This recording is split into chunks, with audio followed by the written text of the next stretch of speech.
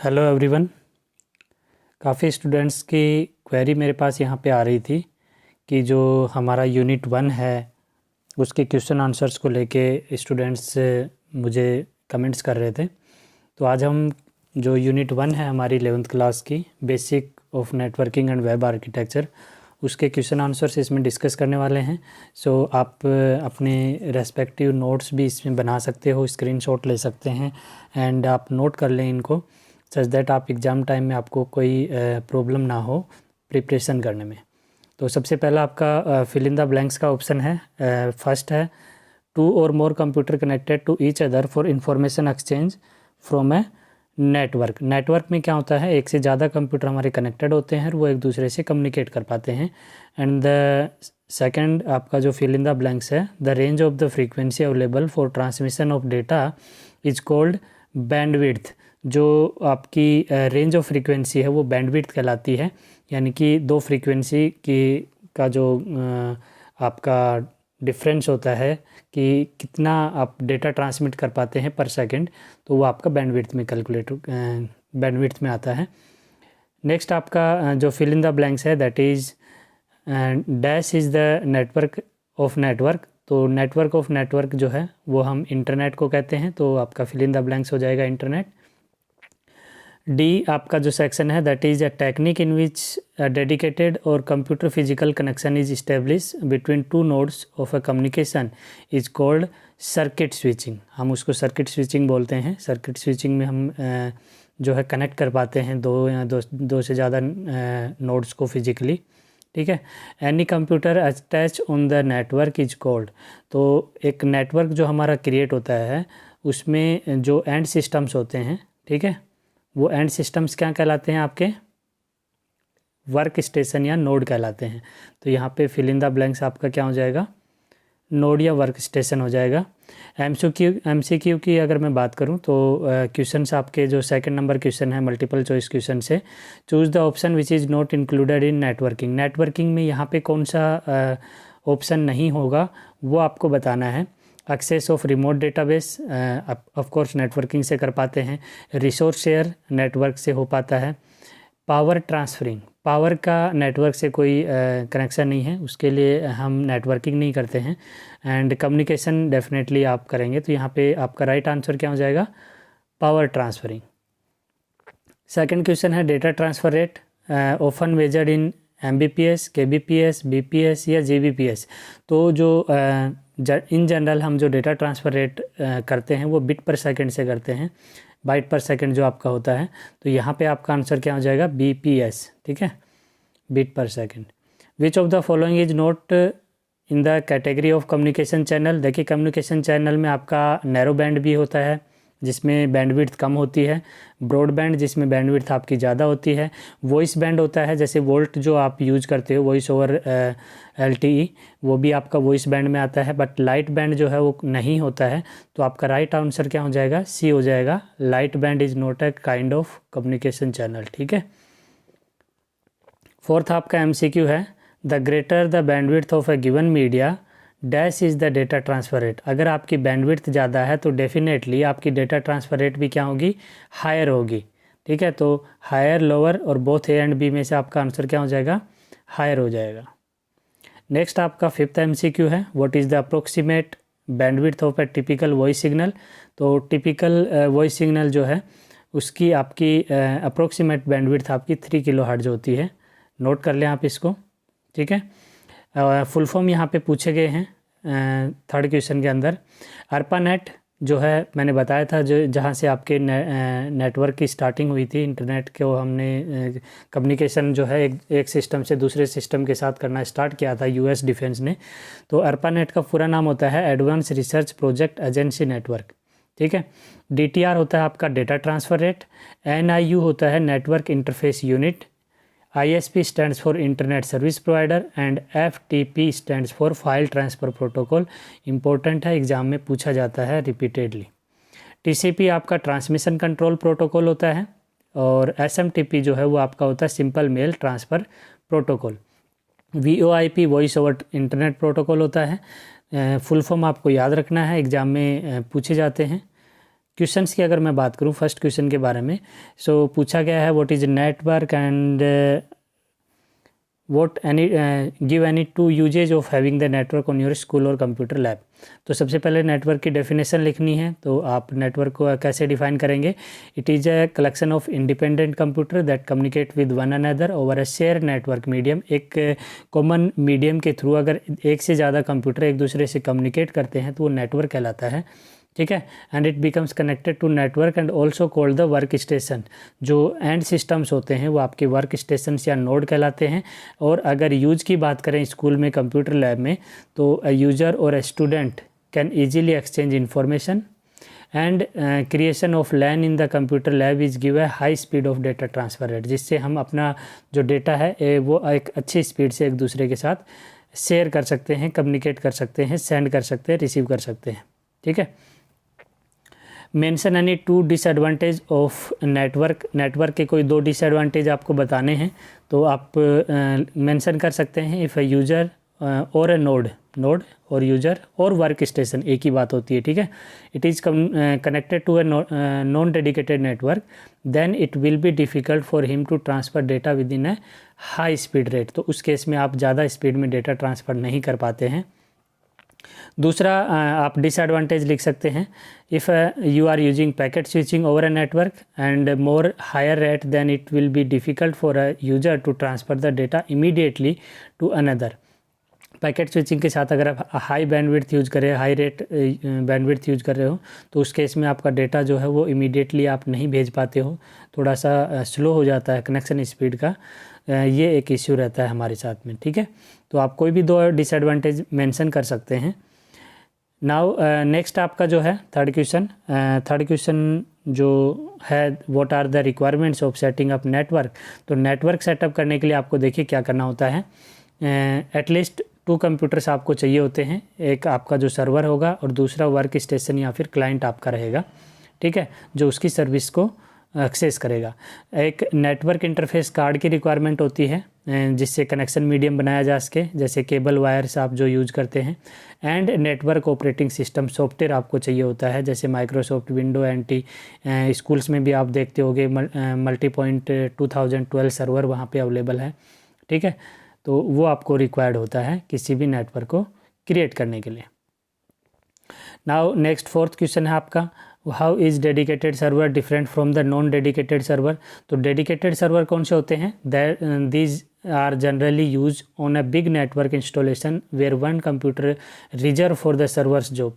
यहाँ पे dedicated server जो होता है जिसमें एक लार्ज साइज ऑफ कंप्यूटर, यानी जहाँ पे बहुत ज़्यादा डेटाबेस हमारा होता है, वो एक कंप्यूटर पर्टिकुलर इसीलिए सर्वर ही बनाया जाता है, उसको सर्वर की तरह यूज़ किया जाता है, तो हम उसको डेडिकेटेड सर्वर कहते हैं, ठीक है। And it help all the node access the data, और बाकी सारे सिस्टम जो हैं उससे वो डेटा को एक्सेस करते हैं सॉफ्टवेयर और हार्डवेयर की हेल्प से। और जो नॉन डेडिकेटेड होते हैं, non dedicated are of the small network, जहाँ पे कम आपका काम होता है एंड आपका वर्क स्टेशन जो है सर्वर की तरह भी काम कर पाता है और क्लाइंट की तरह भी काम कर पाता है। So these are generally called peer to peer network. Channel की बात करें, डिफाइन अ चैनल। कोई भी 3 कैटेगरी आपको बतानी है तो आप बता सकते हैं। चैनल क्या है?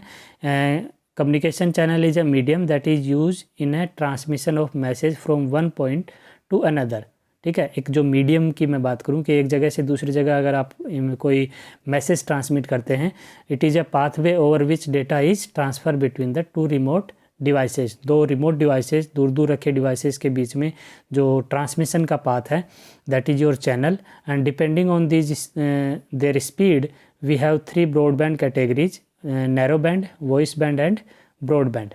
इस पे बेस हमने अभी एक पहले भी देखा था क्वेश्चन, ठीक है, आप इनको नोट कर सकते हैं। नेक्स्ट 6 क्वेश्चन है what do you mean by the bandwidth and DTR. तो बैंडविड्थ मैंने अभी आपको बताया था, रेंज ऑफ फ्रीक्वेंसी होता है, और जितनी ज़्यादा आपकी बैंडविड्थ होगी उतना ही ज़्यादा डेटा जो है वो आप ट्रांसफ़र कर पाएंगे। एंड डेटा ट्रांसफ़र रेट जो होती है, आप कितना डेटा सेंड कर पाते हैं यूनिट टाइम में, देख, ठीक है। Data in the digital form this is moved from the one place to another in a given time of network in a given greater bandwidth medium, higher is the data transfer rate. तो कब होगी hire data rate? जब आपका bandwidth क्या होगा? ज़्यादा होगा। Seventh question की अगर मैं बात करूं, 2 companies of different states wanted to transfer the information, which type of network will be use to implement the same? So metropolitan area ऐसे केस में हमें यूज करना होता है, such that within the city हम उसको, जैसे लैन का मैंने बताया कि लैन जो है एक स्मॉल एरिया में, जैसे स्कूल या कॉलेज में आप यूज़ करते हो, ठीक है, ऑर्गेनाइजेशन में यूज़ करते हो, वहीं पे अगर विद इन द सिटी आपके एक से ज़्यादा ऑफिस हैं तो आप उनको मेट्रोपॉलिटन एरिया नेटवर्क से कनेक्ट कर पाते हैं। और अगर आप वाइडली यूज़ कर रहे हो, यानी कि कंट्री में यूज़ कर रहे हो, कंटिनेंट में यूज़ कर रहे हो, दूसरे जो आपके कंट्रीज़ हैं उनके साथ आप कम्युनिकेट कर रहे हो, तो उस केस में आप क्या करते हो? वाइड एरिया नेटवर्क का यूज़ करते हो, इंटरनेट का यूज़ करते हो, ठीक है। मूव करते हैं नेक्स्ट क्वेश्चन पे, question number 8। 2 schools in the same city wanted to transfer e learning information. Again question देखो वही आ गया, सिटी में है लेकिन अलग अलग स्कूल्स हैं। अगर एक ही स्कूल की बात कर रहा होता तो मैं लैन की बात करता, लोकल एरिया नेटवर्क की बात करता, बट एक ही सिटी में 2 अलग अलग स्कूल्स अगर ट्रांसमिट करना चाहती हैं इन्फॉर्मेशन, तो हमें मेट्रोपॉलिटन एरिया नेटवर्क का यूज वहाँ पे करना पड़ेगा, ठीक है। 2 teachers in the same school sitting in different labs wanted to transfer information. Again this question is from LAN, local area network, क्योंकि एक ही स्कूल में अगर हम बात करें एक लैब में कॉन्फ़िगरेशन करने की या 2 लैब्स को कनेक्ट करने की, तो हम उस केस में उसको किससे करेंगे? लोकल एरिया नेटवर्क से कनेक्ट करेंगे। तो इस केस में हमारे पास आंसर क्या हो जाएगा? Local area network, right. What do you mean by the transmission media difference between the guided and unguided media? तो यहाँ पे आपको आंसर देना है। अच्छा क्वेश्चन है, पूछा जाता है एग्जाम में। Transmission medium refers to the channel of transmission through which data can be transmitted from one node to the another. एक डिवाइस से दूसरे डिवाइस तक डेटा ट्रांसमिट कैसे होगा, किस चैनल के थ्रू होगा, जो उसका पाथवे है, that is called medium. And यहाँ पे आपको बताना था कि गाइडेड और अनगाइडेड मीडियम क्या होता है। तो गाइडेड मीडियम कौन से होते हैं? जिनको हम physical conductor, these terms refers to the physical conductor such as twisted pair, coaxial cable, fibre optics, ठीक है। तो ऐसे केस में जिसमें हम वायर का यूज करते हैं वो गाइडेड मीडिया के अंदर आते हैं, और अनगाइडेड मीडिया के अंदर हम वायर का यूज नहीं करते हैं, इलेक्ट्रोमैग्नेटिक वेव्स का यूज करते हैं। एंड जैसे कोई फिजिकल कंडक्टर वहाँ पे रिक्वायरमेंट हमारे को नहीं होती है, तो जितने भी माइक्रोवेव, रेडियो वेव्स, इंफ्रारेड्स की हेल्प से हम कम्युनिकेशन करते हैं, जैसे आप रिमोट से टीवी चलाते हैं, रेडियो सुनते हैं, टीवी सुनते हैं, तो these are called unguided medium. ये अनगाइडेड मीडियम की हेल्प से आप कम्युनिकेट कर पाते हो, सेल फ़ोन पे बात कर पाते हो। वहीं पे अगर आप लैंडलाइन फ़ोन से कर रहे हो तो वो आपका गाइडेड मीडियम में आ जाता है, ठीक है। तो याद रखना है गाइडेड मीडियम और अनगाइडेड मीडियम। यहाँ आपको केबल रिक्वायर्ड होती है, यहाँ पर आपको कोई केबल रिक्वायर्ड नहीं होती है, ठीक है। Next question number 11, define the term topology. Topology define करना है, तो सिंपल अरेंजमेंट ऑफ और layout of A node is called topology. किसी भी नेटवर्क में आप कैसा लेआउट यूज़ कर रहे हो, कैसे नोड्स को अरेंज कर रहे हो, वो आपका टोपोलॉजी कहलाता है। और ये आप पे डिपेंड करता है कि आप किस तरीके से उनको अरेंज करते हैं। लिस्ट एनी 2 एडवांटेज और डिसएडवांटेज ऑफ स्टार टोपोलॉजी। देखिए स्टार टोपोलॉजी में आपका जो कम्युनिकेशन होता है वो कैसे होता है? स्टार कम्युनिकेशन होता है। कुछ इस तरीके से आपके जो सिस्टम्स है वो कनेक्टेड होते हैं, ठीक है। तो अगर आप स्टार टोपोलॉजी क्रिएट कर रहे हैं तो आप क्या करेंगे? एडवांटेज क्या है? ईजीली इंस्टॉल हो जाता है, कॉन्फ़िग हो जाता है। दूसरा, आपका फॉल्ट टॉलरेंस जो है वो आसानी से हो जाता है कि एक सिस्टम जो ख़राब होता है तो आपको पता चल जाता है कि ये वाला सिस्टम है, क्योंकि बाकी उससे इफ़ेक्ट, बाकी पे कोई इफ़ेक्ट नहीं पड़ता है, कम्युनिकेशन बाकी सब में कंटिन्यू रहता है, ठीक है। डिसएडवांटेज की अगर मैं बात करूं तो इसमें केबलिंग जो है वो बस और रिंग टोपोलॉजी से थोड़ी ज़्यादा हमें रिक्वायरमेंट होती है, और hub failure will lead to the network. जो मेन आपका सिस्टम है अगर वो फेल हो गया, उसमें कोई दिक्कत आ गई, तो आपस में ये बाकी वाले जो हैं वो कम्युनिकेट नहीं कर पाएंगे, ठीक है। तो अगर ये फेल हो गया, हब फेल हो गया, तो आपका सिस्टम सारा फेल हो जाता है, ये इसका डिसएडवांटेज हो जाता है। Tree topology different from the bus topology. Tree topology आपको पता है, एंड बस टोपोलॉजी जिसमें एक ही केबल पे सारे कनेक्शंस होते हैं। तो ट्री टोपोलॉजी क्या होती है? हाइब्रिड टोपोलॉजी होती है, जिसमें बस और स्टार टोपोलॉजी का कॉम्बिनेशन होता है। और बस टोपोलॉजी और उसमें जो है एक बैकबोन केबल होती है बस टोपोलॉजी के अंदर, that is steam like a tree and star networks connected to the main backbone cable like branches. ठीक है, तो ट्री में लेकिन ऐसा नहीं होता है, उसमें थोड़ा आपका जो है वेरिएशन होता है। बस टोपोलॉजी के साथ में उसमें स्टार टोपोलॉजी भी आपकी एड ऑन होती है। ठीक है, तो ये मेन डिफरेंस होता है इनके अंदर। क्वेश्चन नंबर 14 जो है आपको आइडेंटिफाई करना है कि इसकी सिचुएशन आपको दी गई है और आपको बताना है कि वो किस तरीके की टोपोलॉजी है। Each node is connected with the help of single cable. एक ही वायर पे मैंने बताया कि अगर आपके सिस्टम्स अटैच हैं, ठीक है, सारे के सारे सिस्टम एक ही केबल पे अटैच है, तो दिस इज कॉल्ड बस टोपोलॉजी। ठीक है, each node is connected with the help of independent cable with central switching, तो वो आपकी क्या कहलाती है, स्टार। अभी मैंने आपको बना के बताया था कि अगर सारे सिस्टम बचे हुए जो हैं वो अगर आपके सेंटर सिस्टम से कनेक्टेड हैं तो this is called star topology. Anjali discover the communication between her center and the primary block of the school. Extremely slow signal drop quite frequency. The distance between these two blocks is 140 metre. तो यहाँ पे बताना है कि network कौन सा है। एक ही स्कूल में एक प्राइमरी सेक्शन है, एक दूसरा सेक्शन है। तो मैंने कहा था विद इन द स्कूल अगर आप दो लैब हैं, दो बिल्डिंग हैं, उनको अगर आप कनेक्ट कर रहे हो, नेटवर्क बना रहे हो, तो this is called local area network. This kind of network is known as local area network. उसके बाद आपको बताना है नेम द डिवाइस विच में B use for a smooth communication. तो गाइडेड मीडिया जो है वो आपका स्मूथ चैनल होता है जिससे हम कम्युनिकेशन कर पाते हैं, और वायर्ड जो कम्युनिकेशन होता है उसमें हमारी बैंडविड्थ हमारे को ज़्यादा मिलती है और डेटा रेट जो होती है वो अच्छी होती है। ठीक है, ABC International School is planning to connect all the computer each spread over a distance of 50 meters. Suggest the economy cable having a high speed data transfer to the connection. देखिए यहाँ पे आपको बताना है विद इन द स्कूल है तो definitely आप local area connect करोगे, लोकल एरिया नेटवर्क से नेटवर्किंग करेंगे, बट आप कैसे केबलिंग करेंगे, RJ45 का यूज़ करेंगे। ठीक है, रजिस्टर जैक 45 जो होता है उसका लैन वायर का यूज़ करेंगे, जिसमें 8 वायर होते हैं। Would be helpful to connect these computers for data transfer at a high speed. Okay, और ये भी नोट कर लें कि इसमें साथ में आपको लैन में नेटवर्किंग करनी है, लोकल एरिया नेटवर्क यूज़ करना है।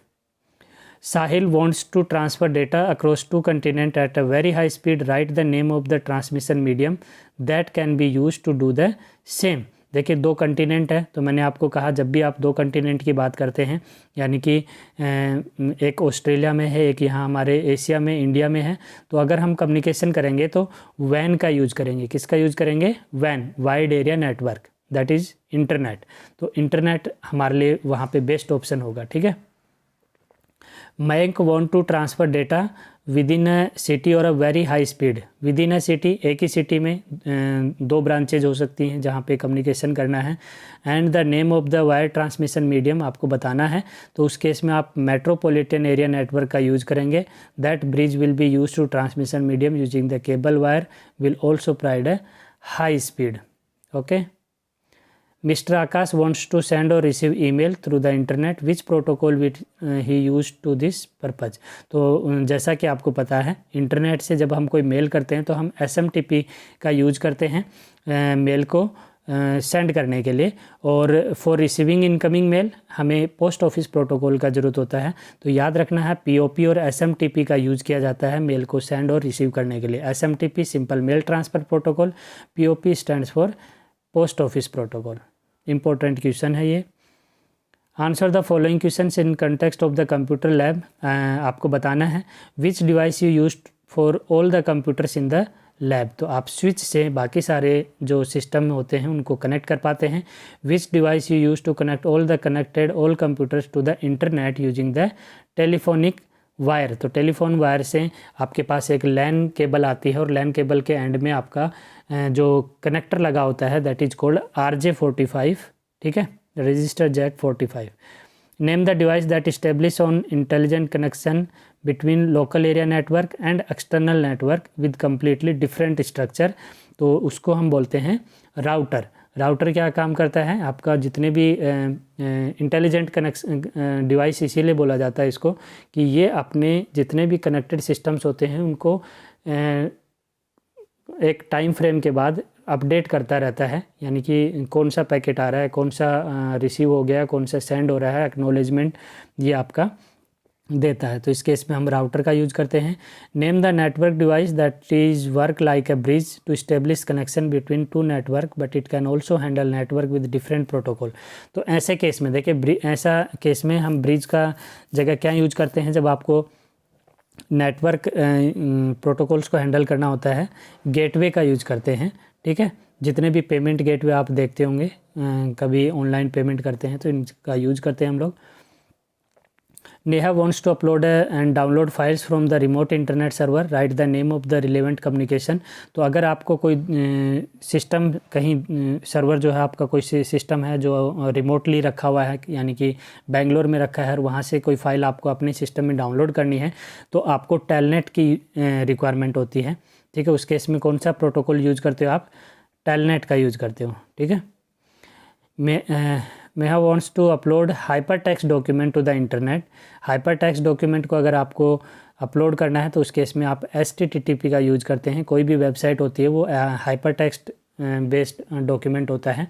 जितनी भी वेबसाइट्स आप देखते हो तो जब आप ब्राउज़ करते हो तो उसके साथ में लिखा हुआ भी आता है HTTP और HTTPS, तो that is stands for hyper text transfer protocol. This protocol is use for communication. तो यहाँ पे जो नेक्स्ट क्वेश्चन हमारा 25, between two personal computer using a serial interface and connected by the phone line, write the name of. तो उस case में हम point to point protocol का यूज़ करते हैं। ठीक है, this protocol is use to transfer email over the internet. तो हम SMTP यूज़ करते हैं, simple mail transfer protocol, mail को ट्रांसफ़र करने के लिए। और रिसीव करने के लिए मैंने बताया था आपको, POP पोस्ट ऑफिस प्रोटोकॉल का यूज़ करते हैं। This protocol is use to implement remote login. Remote login यानी जैसे मैंने कहा, रिमोट सिस्टम से कोई फाइल डाउनलोड या अपलोड करनी है तो आप टेलनेट का यूज़ करते हो, टेलनेट प्रोटोकॉल का। This protocol is use for chatting between the two groups और बिटवीन द टू इंडिविजुअल्स। तो चैटिंग के लिए हमें वैसे पता है इंटरनेट रिले चैट जो प्रोटोकॉल है उसका हम यूज़ करते हैं। This protocol is use to transfer voice using the packet switching network, write the name of the protocol. तो उस केस में हम VoIP का यूज़ करते हैं, वॉइस ओवर इंटरनेट प्रोटोकॉल, जिसमें आप फ़ोन कॉल कर पाते हैं with the help of internet, जैसा व्हाट्सएप कॉल आप करते हैं। Explain remote access protocol. तो रिमोट एक्सेस प्रोटोकॉल में मैंने बताया आपको टेलनेट का यूज़ करते हैं, जिससे हम रिमोट सिस्टम पे कोई भी फाइल सेंड या रिसीव कर पाते हैं। VoIP, by using VoIP software phone calls can be done by using the standard internet connection. Internet की हेल्प से आप फ़ोन कॉल कर पाते हैं वॉइस ओवर इंटरनेट प्रोटोकॉल की हेल्प से, जो व्हाट्सएप कॉल हो गया, स्काइप कॉल हो गया या डिफरेंट कॉल जो भी आप करते हो नेट की हेल्प से। FTP और HTTP में डिफरेंस बताना है, नाम से आपको पता चल रहा है। FTP फाइल ट्रांसफ़र प्रोटोकॉल होता है, जब कोई आप हाइपर टेक्स्ट डॉक्यूमेंट अपलोड करते हो किसी सर्वर पे तो आप FTP का यूज़ करते हो, फाइल ट्रांसफ़र प्रोटोकॉल का। वहीं पे अगर बात करूँ मैं किसी भी टेक्स्ट फाइल, जो डॉक्यूमेंट फाइल है आपकी हाइपर टेक्स्ट, उसको ट्रांसफ़र करना है या अपलोड करना है किसी सर्वर पे, तो आप HTTP टेक्स्ट वहाँ पे प्रोटोकॉल आपका काम करता है। यानी कि जो स्टैंडर्ड्स फॉलो करने होते हैं वो आपके HTTP प्रोटोकॉल होते हैं, जो एक आपका मेल जो वेब पेज होता है जो आप अपलोड करते हैं उस केस में। VoIP और IRC। VoIP simple voice over internet protocol होता है, जिस पे आप इंटरनेट की हेल्प से फ़ोन कॉल कर पाते हैं। IRC चैटिंग के लिए होता है हमारा, इंटरनेट रिले चैट जो आपका प्रोटोकॉल होता है, जिसमें हम इंस्टेंट मैसेजिंग कर पाते हैं किसी भी फ्रेंड से या फिर किसी ग्रुप से। ठीक है, explain the 3 type of web architecture. Client server architecture होता है, जिसमें आपका क्लाइंट सर्वर मॉडल फॉलो किया जाता है।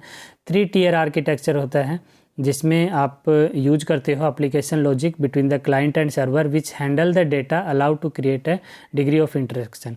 यानी कि कैसे आप इंटरेक्ट कर पाते हैं क्लाइंट जो है वो सर्वर के साथ में, वो 3 टियर आर्किटेक्चर, जो कि आपका एक डेटाबेस सर्वर होता है, जिससे एक एप्लीकेशन सर्वर की हेल्प से यूज़र जो है इंटरेक्ट कर पाता है। सर्विस ओरिएंटेड आर्किटेक्चर की अगर मैं बात करूं, it is a business process and can be automated by the involve system communicating with another party with in the human intervention and performing certain task. तो ये बिजनेस प्रोसेस के लिए जो हम यूज करते हैं आर्किटेक्चर, एक ऑटोमेटिक मशीन जैसे कह सकते हो। जैसे आपने एटीएम देखा है, तो एटीएम में क्या है, पहले से है, उसमें किसी पर्सन की रिक्वायरमेंट नहीं है, उसमें उसका डेटाबेस में सारी चीज़ें ऑटोमेटिक अपडेट हो जाती हैं। आप कोई भी ट्रांजैक्शन करें, आपके अकाउंट में भी सेटल हो जाता है, बैंक में भी उसकी डिटेल अपडेट हो जाती है, और उस रेस्पेक्टिव एटीएम में भी वो डिटेल्स आपकी क्या होती हैं, सेव हो जाती हैं।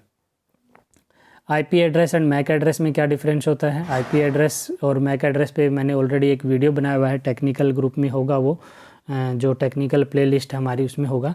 तो आईपी एड्रेस किसी भी सिस्टम का जो है एक यूनिक एड्रेस होता है जब वो किसी नेटवर्क में कनेक्ट होता है। लेकिन वो क्या होता है, हर बार जब आप कनेक्शन आप इस्टेब्लिश करते हो तो वो आपको एक नया आइडेंटिटी आपको मिलती है, यानी कि एक नया आईपी एड्रेस आपके सिस्टम को मिलता है। कुछ इस तरीक़ा का आपका एड्रेस होता है, 0 to 255 के बीच में डिजिट होती हैं, 3 डॉटेड से वो सेपरेटेड होती हैं, ठीक है।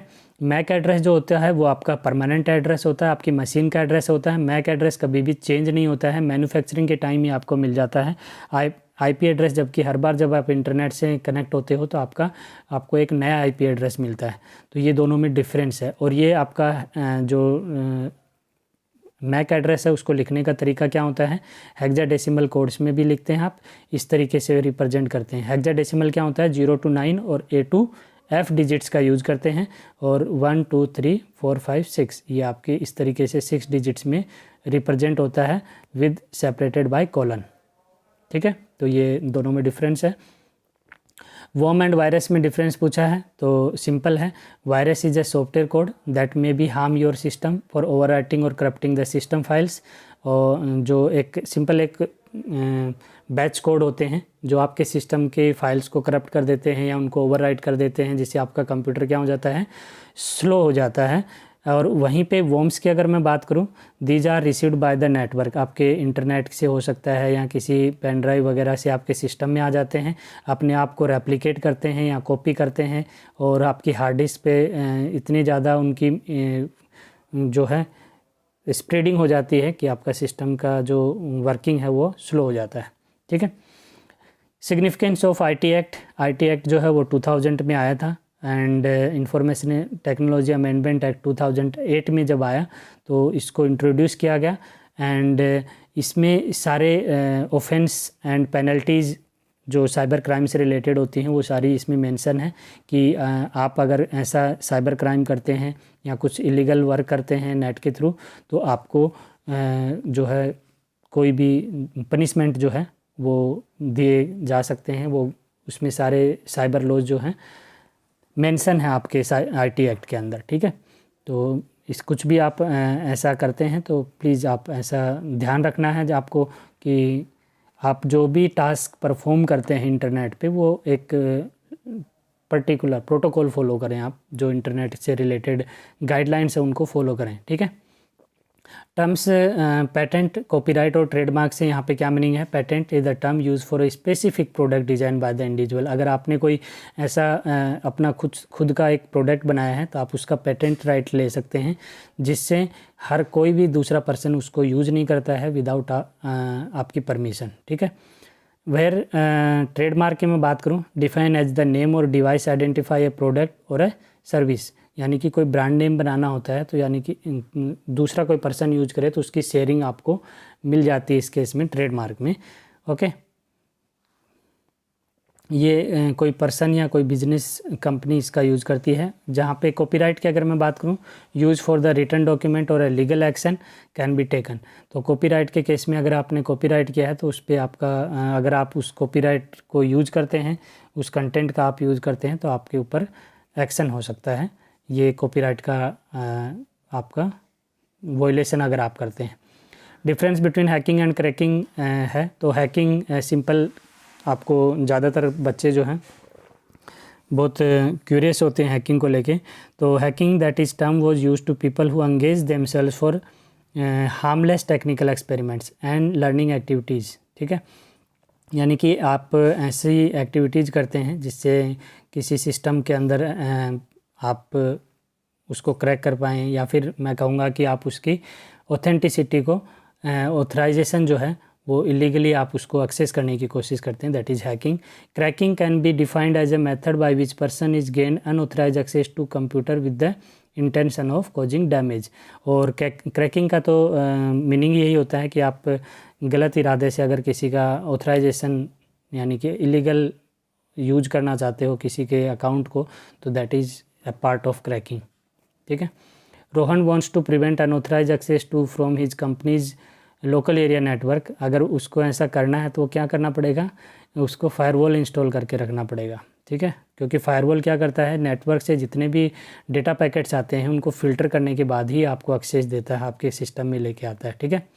When a user browse a website the web server stands for text file to the web browser what is the name of this. तो उसको हम बोलते हैं कुकीज़। कुकीज़ में आपकी ये सारी डिटेल, आपने कौन सी साइट विजिट की, उसके बाद में आपने क्या देखा, वो सारी डिटेल्स आपकी कुकीज़ की फॉर्म में आपके सिस्टम में सेव होती रहती हैं। It is defined as a crime in which a computer and the internet is use to legitimate way to the harm to the user. What is the name of this crime. तो इस तरीके के crime को हम क्या बोलते हैं, cyber crime बोलते हैं। A person who gains unauthorized access to the computer with the intent of causing damaging what is the name of the crime। तो इसको हम बोलते हैं हैकिंग।